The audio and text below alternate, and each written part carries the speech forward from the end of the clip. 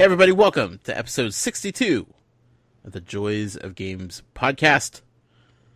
We are recording this on Thursday evening, September 7th, 2017. I am one of your hosts, Josh Brown.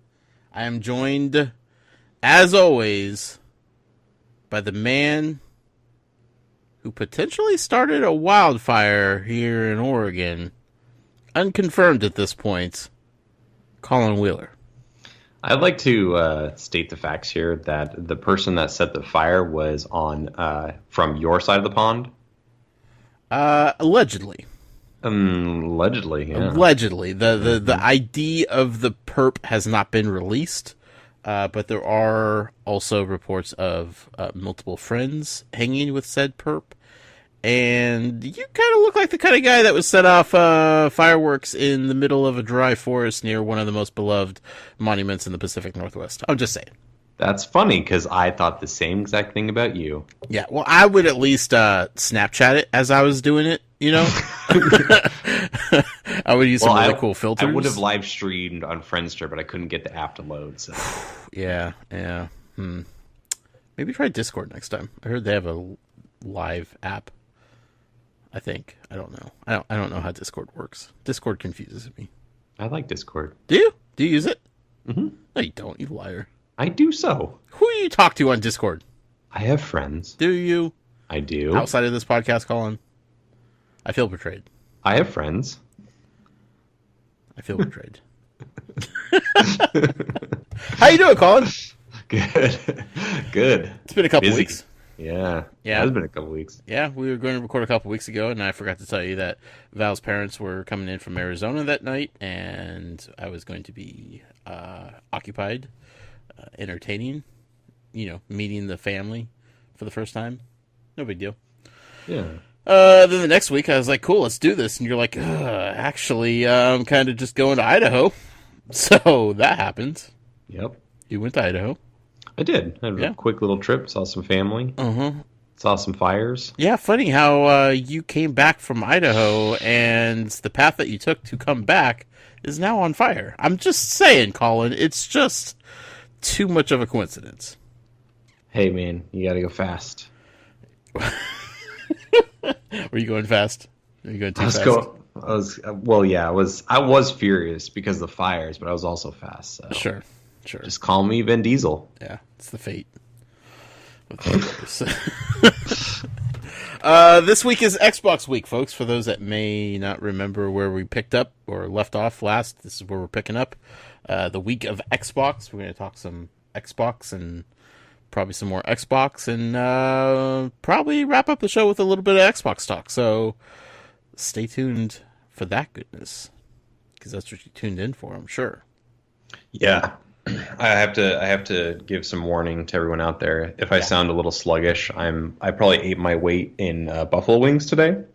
I went to Dave & Buster's, which is like a food/arcade place that you can go to, and they had unlimited buffalo wings for $10. Unlimited. Yeah. That's dangerous. It is dangerous, so be careful, everyone out there. Was it a today thing only, or is it every Thursday? It's Sunday, Monday, and Thursday. They say it's only on game days. So. Oh, NFL season. Yeah. Gotcha. Unlimited. How many wings can you eat for $10? I don't know, man. But how many wings did you eat? I'm feeling it. Well over 20. Okay. Do you get choices of wings? No, that was the one disappointing thing. I was hoping it was going to be kind of like Wild Wings, where you get different flavors, but they just have buffalo sauce. Is it only bone-in? No, you can do boneless as well. Oh, okay, cool. I'm in. Yeah. It was funny because I kept ordering them, and I guess the waitress kept putting orders after I ordered them, and I had gone off to play games with my son. Sure. And I came back, and my wife was like, so they brought like 3 more orders back? I was like, oh. He's like, yeah, we were full before they brought the 3 orders back, and we didn't order them.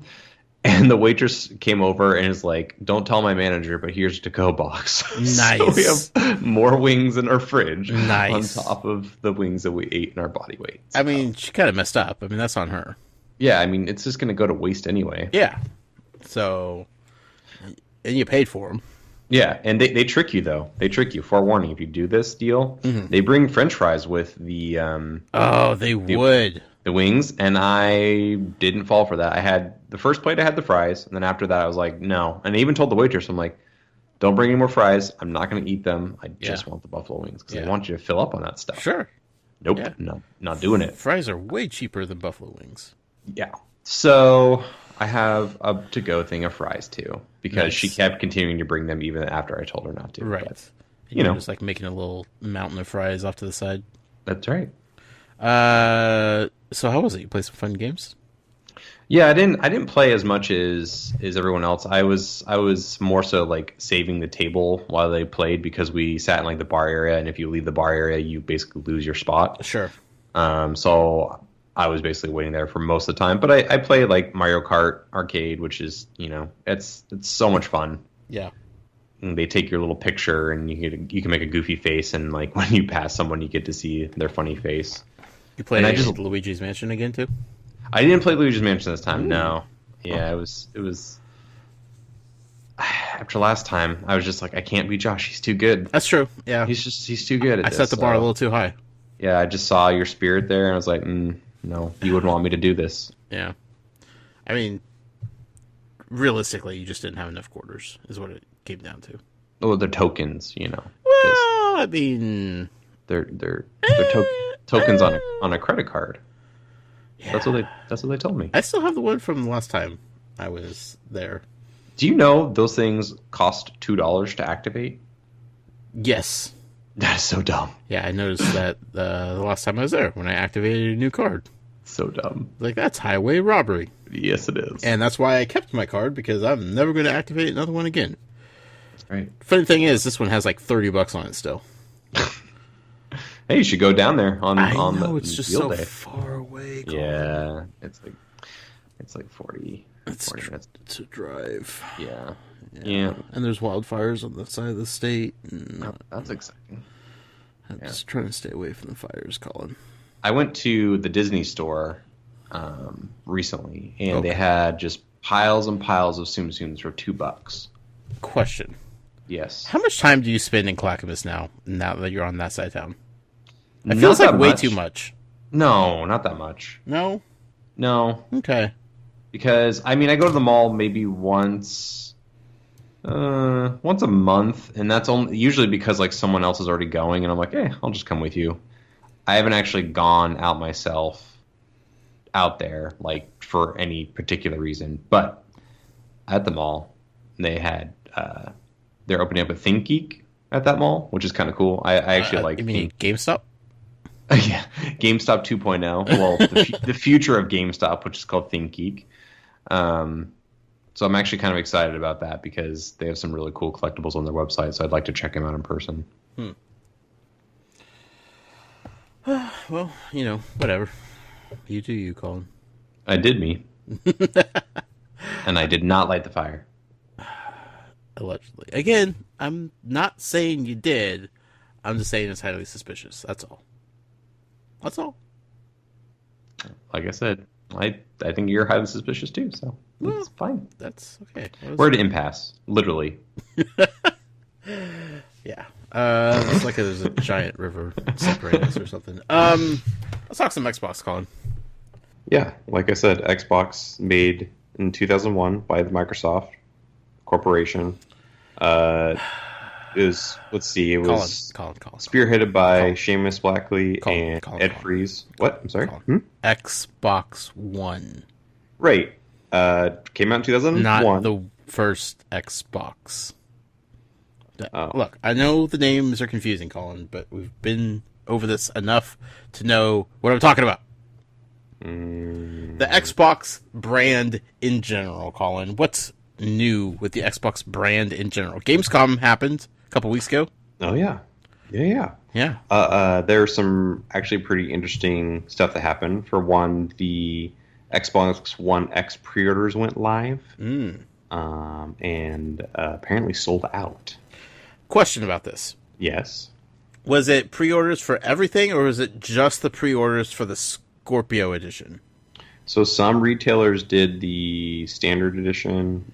Some after the Scorpio ones had been released. Okay. So and those sold out also? Yeah, for most retailers, but I believe, from my understanding, there will be more available in the future of the standard version, but the Project Scorpio edition is gonzo. Yeah. Which is fine. I think people are putting a little bit too much stock into pre-orders, quote unquote, selling out. As we've seen for years now, there is kind of a gray market out there for collectible things in the video game industry. And I could totally see the Scorpio editions of these Xboxes being picked up by people who would have no problems flipping them on eBay for a few extra bucks. Okay. You know? Especially because, like, they were labeled right off the bat as, like, super collectible, and we're only going to have an X amount, and, you know. X amount. Completely unintentional pun, but it worked. So, like that in itself makes me think, okay, cool, like, they sold out, but, like, we don't know how many were available, and we don't know, like, where all they went to and where they're going to be going to. Secondly, like, if regular ones went up for pre-sale too and they were all sold out allegedly, like, that's still not an indication of anything. Like, I'm not saying anything negative, but I don't want to be super positive about it either. Like, some people are trying to spin it as like, oh, Xbox is back. Everybody's on board with this new system. I'm having a hard time believing that people are super excited for the X. So I think there's two ways to look at it. One, the pre-orders for them were really limited. Yeah. And I don't know the exact verbiage, but if I remember correctly, and they said the pre-orders are sold out, that doesn't mean that the systems are sold out. That makes sense. Like, they're going to have allocations to stores to pick up on day one. I fully expect being able to wait in line into Best Buy, and if I'm early enough, being able to get one Project Scorpio edition, like them having maybe like 5 or 6 extra Scorpio editions, and the rest are just like the regular Xbox One X. I think that's the case, and I think, you know, it's such a niche product that they're being conservative with their numbers. I mean, look at the Elite controller when that came out. So the Elite controller, it was a big deal, and it sold out instantly. You couldn't get them for months, and Microsoft was like desperately trying to make more, right? Because you just couldn't find them anywhere, and they had no idea that so many people want the product. So, you know, that's a $150 controller. Mm-hmm. You know, it probably cost them $70 to make, is my guess. Yeah. So $70 to make versus 400, and they probably only make like $50 on the console. So $450 console, they're going to be even more conservative, in my opinion. Right. Yeah. And in the pre-orders, I mean, that'll indicate like how they need to ramp up production, or how, or wonder if that is an adequate amount for this, like I said, niche product. Yeah. Don't get me wrong. I think like the hardcore Xbox fans are still clamoring to upgrade, especially like the ones that maybe didn't make the leap up to the S from their day one editions. You know, like I could totally see that being viable, but I don't think that this is going to have like extreme mainstream success in the scope that Microsoft probably wants it to have, because I just don't think people care at this point for all those bells and whistles, you know.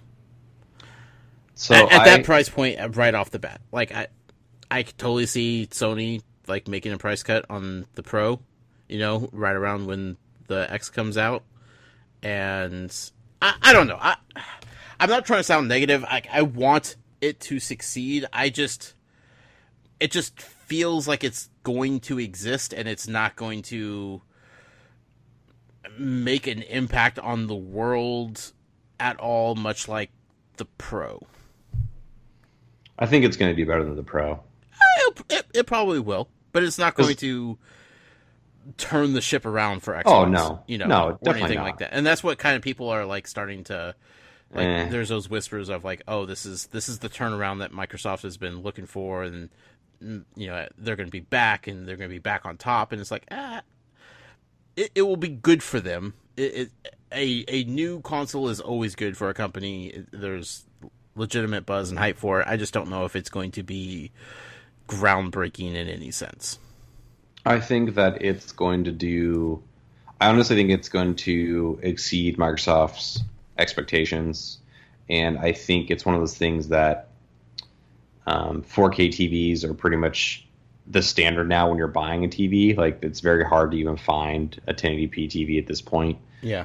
If you go to a store, that is. Right. And they have like TCL, which is kind of an up and coming brand, put out a really well reviewed 4K TV, and its retail price is $600 for a 55-inch, which is pretty dang good. And if you have that, and people are researching, what 4K content's out there, I guarantee you one of the first things that gets pulled up in those articles is the Xbox One S and the Xbox One X and the PS4 Pro. And then if you look at the pros and cons, or the check marks or Xboxes,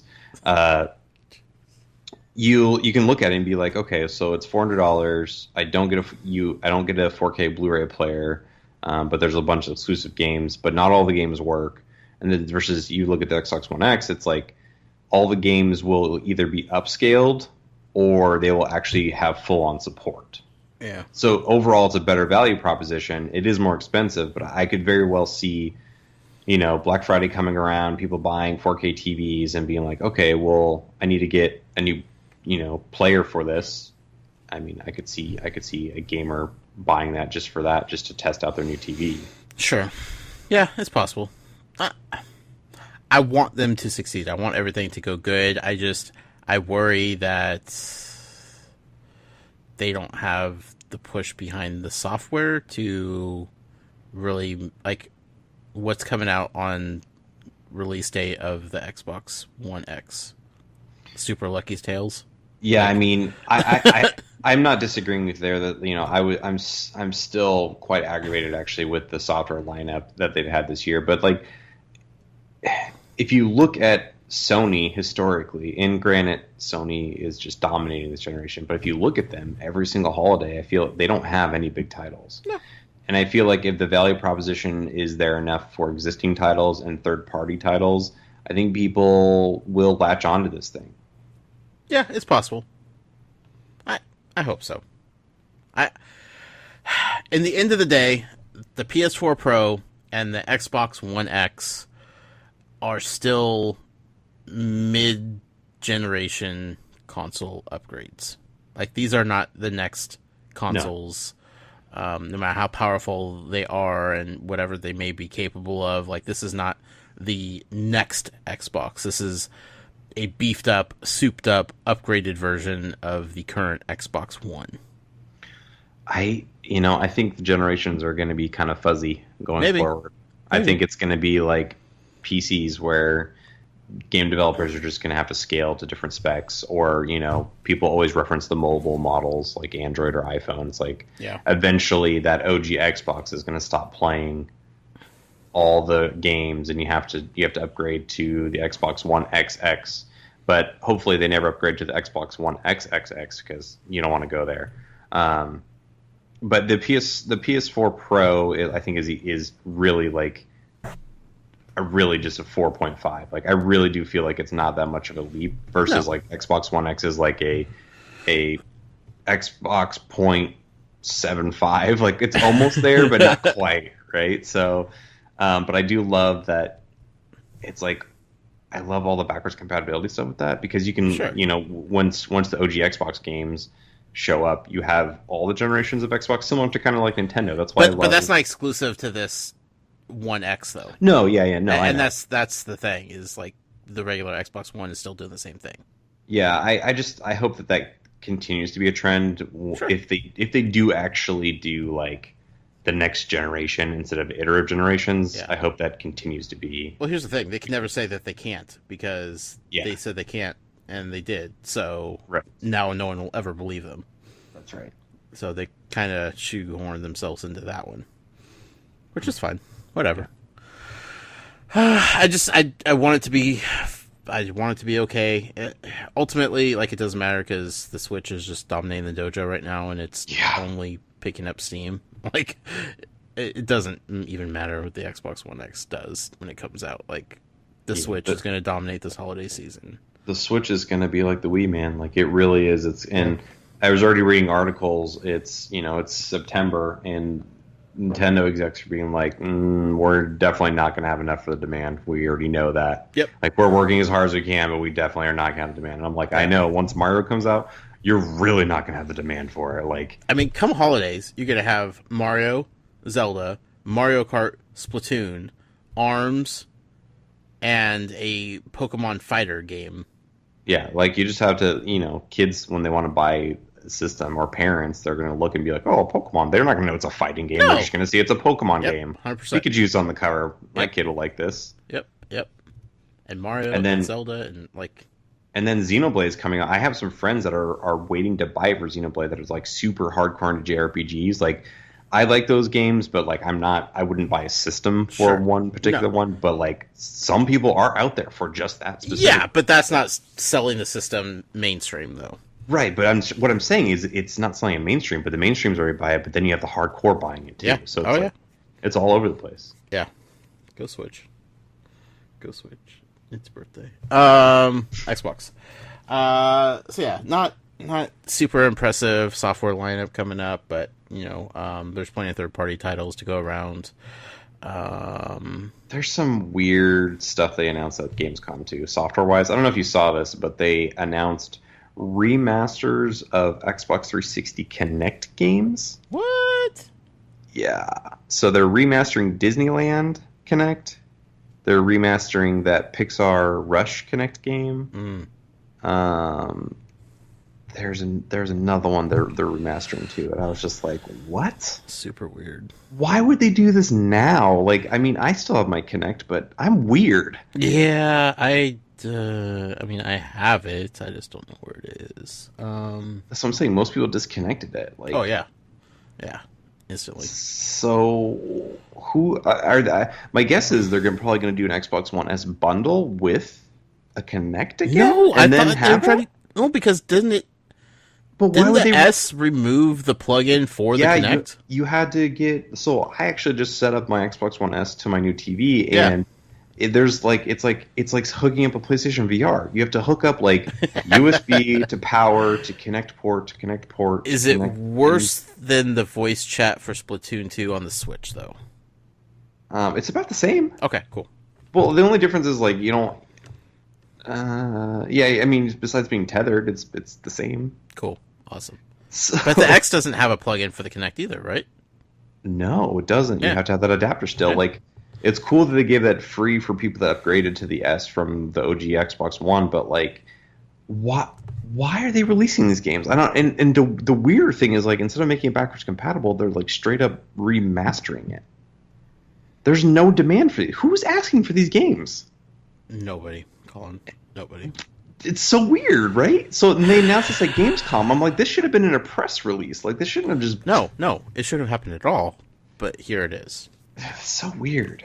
Maybe the international market is big on Kinect Remaster. That's possible. I don't know anything about the international market, but it's possible. I mean, I heard it's big in Japan.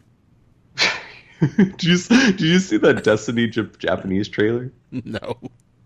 So they made a really cool live action trailer in America that's like all actiony. It's the Kong Skull Island director did it, and then Japan they also did a live action trailer, and it looks to be the same thing at the beginning, but then a guardian starts dancing, and then two other guardians join in, and then it's just this giant dance party with like 60 different people just doing dance moves, and I'm like, this is the weirdest. This doesn't show anything about the game at all. Japan, what are you doing? Yeah, I saw a few Destiny commercials today watching the NFL game. It was weird. I'm like, yeah, it's a world of Destiny right now. Yeah. Speaking of Destiny, Colin. Yeah. I feel like we should spend some time talking about Destiny 2. I heard that's a game. Oh, it's so good. I need you to sell me on Destiny 2, Colin. Josh, it's so good. You're playing this on your Xbox One S? Yes. Okay. Sell me. Tell me why I need to give Destiny 2 a chance again. For starters, it has a story. Hey, there's a good Ta-da! start. Still has amazing gameplay. Great Bungie gameplay. Is my boy Peter Dinklage in it again? He is not. It's Nolan North. You got an uphill battle from here, my friend. Here's your C-3PO knockoff. Tell me about Destiny 2, Colin. No, man, it's so good. So, it just seems grander to me than Destiny 1 ever did, both the environments and just like the visual look to it. Mm-hmm. They basically got rid of all the annoying crap that made the game confusing. Like, basically, when I played the original game, I had to like look up how to do specific things and where to go specifically. Right. They streamlined all that, so it's really easy to understand. And since the story and campaign is so well done, you can play by yourself. Like, you can feel like it's a Halo campaign and just kind of do your own thing. And they separate it from different sequences, including vehicle sequences. There's a lot more verticality in all the levels, so there's a lot more like platforming as well as shooting. So it has like its own interesting tone, kind of like how Titanfall was a little platformy. Okay. This one is more so, instead of like running on walls and stuff like that, it's basically, it kind of reminds you of like Mario in first person. Like, there's like spots where you will literally jump across platforms to get to certain areas to fight certain bosses and stuff like that. Right. And then in between the missions, you know how you were always complaining about doing like patrols and going in a circle over and over and over again. Yeah, the loop. So they have these things called adventures out in the worlds now, and the adventures add to the story. It's not just like a go over here and scan this object, and then maybe you might get something. I don't know. Mm-hmm. This one's like you do the adventure, and it's telling you about the world. It's telling you about the enemies that you're about to fight, and then you always get a satisfying reward afterwards. Not to mention, like, the enemies that you kill in the environment as you're going by, you have a chance for them to drop good loot. Like, there was a guy that I shot and killed, and a treasure chest like fell out of his dead body. It's like straight out. How was he carrying that? I was like, well, I don't know where he's hiding that, but all right. They got rid of the confusing leveling system. You basically, instead of, I don't know, I can't remember if they call it light or now in this one, but it basically says power. So you know, like, okay, my power level is this, and then you have your base level. Mm-hmm. It's really cool. Like, I don't beyond like that, it is kind of more of Destiny, but it's like Destiny the way it should have been in the first place. Kind of like Fable 1 to Fable 2, like it feels more feature complete. Okay. And then it makes me care about all these like characters that I saw in the tower before that just like had like one-liners. Like, they actually show a lot of depth to the characters, like a lot of sadness, a lot of loss, because the premise of the game is, you know, everything's hunky-dory, and then all of a sudden this guy named Gaul shows up. He's like this big cabal rhino-looking bad guy, and he basically is a world destroyer, and he comes in and destroys the tower and takes all the guardians light away, which is their power, which helps them respawn, which gives them magic powers and stuff like that. Right. They take that all the way. So there's actually like a moment of dread in the opening sequence when you lose your light. It's kind of like Metroid. You lose everything. You start from the beginning, and you have to rebuild it yourself. So there's definitely that like very cautious, like, I don't want to run and gun this thing. I want to be careful, because if I die, that's it. I'm dead. I'm not coming back. Sure. It's really effective. It's really well done. That's kind of what the first game like desperately missed. I mean, it missed the mark on a lot of things, but like, I never felt when I was playing Destiny 1 that I understood what my purpose was. I never felt like there was a threat that there was like this mystery shrouded in an enigma. Like, it was this mysterious, like, there were bad guys, but I didn't know why they were bad guys, you know? Right. I didn't understand why I was justified in murdering all of these other races just because the game told me to. But, like, from what you're saying, like, game's Destiny 2 starts off with, like, this big baddie coming down and just wiping out all of the stuff, and it's like, okay, now I understand what my motivation is here. Yeah, and it's interesting too because as you play the game, they gave you little dialogue pieces and tidbits about like different enemies in case you had forgotten, or in my case, couldn't remember the story to save my life because it was so terrible. Sure. And I actually really appreciate that because I'm like, oh, that's right. These guys did this, and this is why they're attacking me for this reason. Mm-hmm. And they improved the AI a lot too, so it actually feels significantly more challenging. Okay. And it scales really nicely if you have if you're playing with multiple people, the game will naturally scale to the difficulty up or down if you're by yourself. So however you're playing, it just feels satisfying to play without being too easy and without being too hard. Do enemies feel like bullet sponges still? I mean, to a degree, yeah. I mean, if you think about it, Destiny is like a first-person dungeon crawler, just like a Diablo. Yeah. But I would say not as bad, not as offensive as Gears of War 4, because that was just offensively bad when it came to bullet sponges. But it's still like there are enemies that just kind of sit there, but they not nearly as bad as Destiny 1. Like, at least not so far. I've played about maybe like 5 hours so far. Okay. So I'm not super far into the campaign, but I have fought several like bosses, and I feel like there's enough ways to take them down that they don't hold still. They move around and stuff, and it's not just you just sitting in one spot shooting forever like it was in Destiny 1. So. Okay. It feels like there's some reaction to your action. Yes, absolutely. They flinch, they teleport, they try to attack you. Like there's a lot of interesting mechanics that can happen with the enemies once you start doing damage to them. Sure. That's good. Huh. Have you done anything other than just the campaign? So I did the campaign, I did some adventures. I got my you basically, since you lose your light, you have to recover your subclasses, which is basically the different magic that you can have. Like I chose a warlock, and the one you get off right at the bat with the warlock is like a fire. You get like a fire sword, and you have like fire abilities.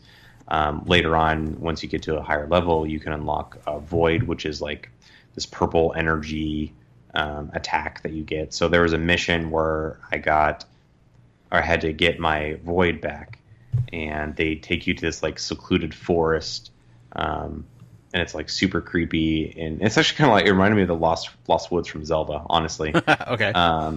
And they're like, okay, well, you have to do this to get your power back, and then once you get your power back, they basically let you go ham. Like the tutorial is so awesome because it's like, okay, you're going to constantly recharge your super over and over again, and the super ability is basically like one giant wave of energy that you can attack with, that you normally have to wait quite a while for it to recharge, but this one's like every 3 seconds. You get to throw this attack over and over and over again, and I probably killed like 300 enemies because they kept throwing them at me over and over. It was kind of like a mini firefight in a way from Halo. Yeah. So I did that, and that was like another like little adventure thing that wasn't a part of the campaign, but it was something on the side that I got good loot for and got good experience for, and then obviously I got my subclass for. Okay. Have you been playing with people, or are you rolling solo? Like, how are you playing it? I've been playing with my friend, primarily campaign, but I have been playing a little bit by myself here and there too. Yeah. I tried to play some the Crucible, which is the multiplayer, but those servers are not working. Like, I've tried 3 times, they are not working. Is that the... So I heard some things over the last couple of days about server issues and server delays. Is it strictly pretty much the server issues are just for the PvP? So when the game launched at 9 p.m. on Tuesday, or 9 p.m. our time, I should say, midnight East Coast, there was this weird delay. So I got in right away, had no problems, but my friend that I was trying to co-op with, he got into a waiting queue. Okay. So he was basically in this queue being like, our server's already at capacity. Your wait time is X amount, or you have to wait here basically until the servers open up. Okay. Luckily, that only lasted about 5 minutes. He was able to get in after that. But I've heard PlayStation has had lots of issues. Uh-oh. Like lots of issues, like going up and down, servers going out, up and down. And then I don't know about Crucible, but Crucible has not worked at Xbox at all for me. Okay. I've tried, like I said before, I've tried several times, and I haven't heard anything about anyone else getting into it. So it's kind of shaky, and it makes me nervous going into the weekend because Yeah. that's when everybody's going to get on. So I hope they're ready for it. Probably not. So, well, that's what originally, I don't know if you remember when they announced it, it was originally had the date for September 8th, which is tomorrow. Right.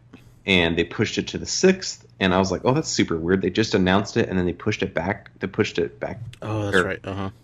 Yeah, they held it back 2 days, and then Luke Smith tweeted out, he said, we did this for, so we have our server capacities ready to go.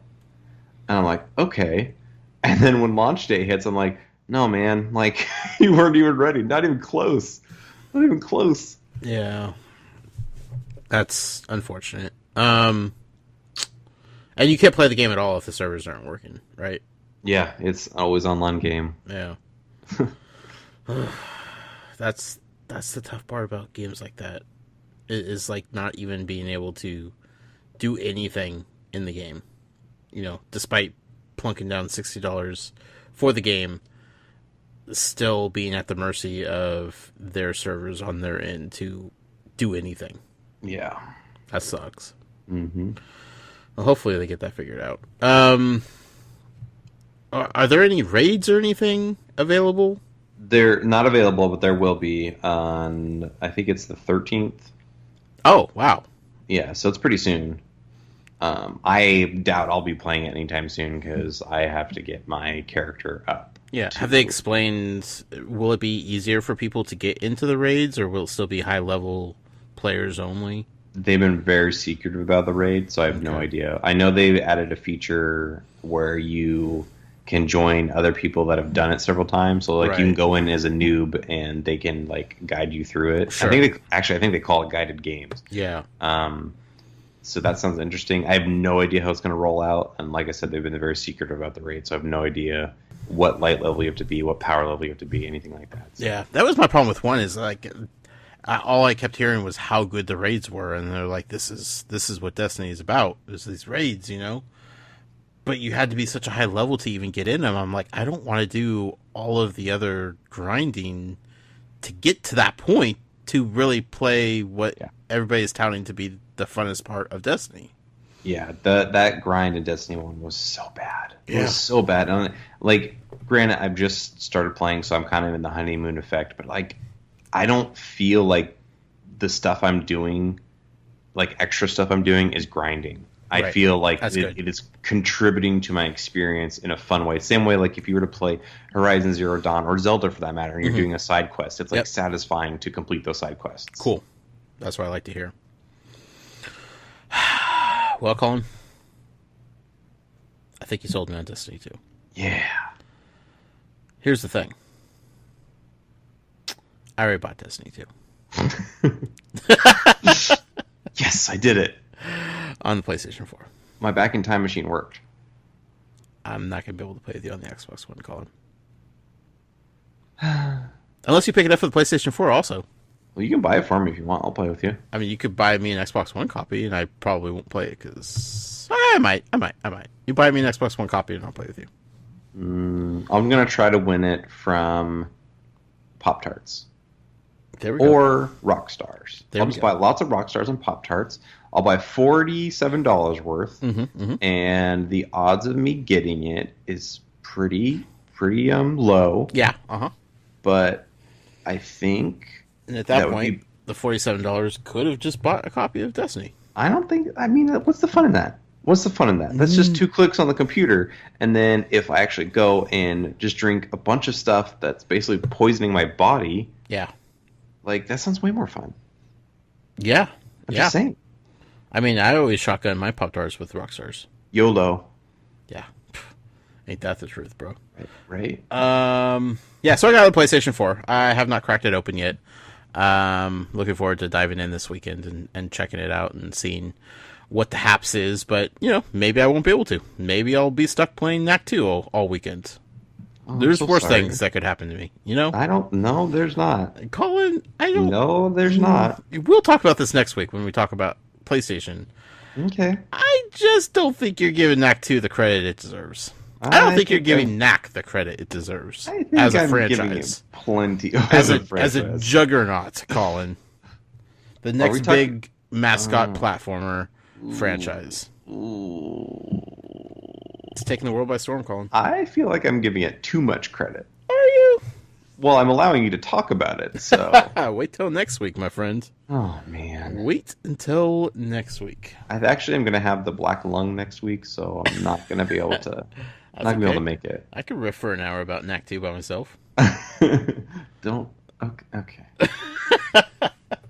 If you join me, you'll at least have an opportunity to stop me at any point. I might have to do that just to do the audience justice. Yeah. But no. So yeah, I'll be checking out Destiny 2 this weekend, and hopefully at least, and see what it's like on the PlayStation 4. Yeah. It's kind of weird that PC gamers have to wait 2 months for it, but you know. Oh man, I played that PC beta. Yeah. Holy crap, it's phenomenal. Sure. It's so amazing. Vicarious Visions, the Skylanders guys did such a good job. Here's my thing. Yeah. Is anybody that's playing PC games really care about Destiny 2 right now? Oh yeah. Oh Even yeah. with PUBG? Yes. Oh, okay. Yes. I have every PC elitist friend that I have is getting Destiny 2 day one. They're so excited for it. Okay. Because they wanted to play Destiny 1, but it never came to PC. And Sure. since they're dorks and snobs, Mm-hmm. they refuse to get a console. And they're like, I have to have 60 FPS. I can't play in 30 FPS. That's ridiculous. Right. Yeah. So they are getting Destiny Okay. on PC. PUBG is kind of a big thing. PUBG is really good, and they added controller support finally. So I played that with the controller the other day. I was very happy. I really want to play it. That's coming out to Xbox. This year, right? November? Mhm. I don't know. Oh. It's coming on early access, but I have no idea when. I mean, the game itself is in early access still. Yeah, but I'm saying it's not coming out as like an actual boxed copy. Not till next year. We'll see. I want to know what the hype's all about, man. Yeah, man. You gotta get it on Xbox when it comes out. We'll play together. Yeah, because you informed me, you broke my heart tonight and said that I can't play it on my Mac, so Yeah. gotta figure out another way. And Xbox might be saving grace for that, so that's cool. Mm-hmm. Then we got Cuphead coming out in a couple weeks. That's right. Woo! Our next Xbox episode will definitely be about Cuphead. Do you know if it has online co-op? I know it has co-op, but Colin, they haven't said a word about it since the last time. They were just like, okay, here's the date. Goodbye. I would love to play that with you. That'd be so much fun. Yeah. It probably moves way too fast for it to be online co-op. Maybe we can do it for the stream this year. Ooh. Extra Yeah. life. So. If we don't kill each other playing it. Well, yeah, that might happen too. Yeah, it's a tough game, man. That and Overcooked. We could play those two together, and by the time we'll be dead. One of us will be dead. We'll have our own real-life PUBG match. This has been fun, Colin. Thank you. Oh yeah. Yeah, next week we will definitely be talking about PlayStation. Yeah. Got some things to say about that. Some big games coming out that have come out. It's Madden was officially released, and thus the floodgates of new video games are upon us. It's flood season, and I couldn't be happier. There's so many games I'm going to be buying that I won't ever open. I can't even wait, Colin. Yeah. I'm right there with you, buddy. Yeah. Good times, my friend. Good times. Where could the people find you at and say hello if they want? I'm on Twitter at PDX_geek. You can also add me on Xbox Live. Caboose is here on there, so if you guys are playing Destiny, hit me up, and we should play some Destiny too. Yeah. You have room in your fire team for that? Oh yeah, always. Nice. You can find me personally on Twitter at The Noise with a Y. Be sure to follow the show on Twitter at Joys of Games. And if you ever have an email for us, joysofgames@gmail.com. Thank you, Colin. Yes. Thank you, listening audience, for hanging with us when our schedules don't coincide with each other and we just kind of disappear for a couple weeks. But, I mean, as far as my schedule is concerned, it's clear sailing from here on out. So yep, it's pretty consistent for me too. So it's not too wobbly. No, but this is also the season when you are habitually sick. So we'll see. That's every season, buddy. That's also very true. We'll see you guys next week when we talk PlayStation. Until then, play some games. Enjoy them. Good night. I have a knack that you'll like next week's episode. Twice as much as this episode.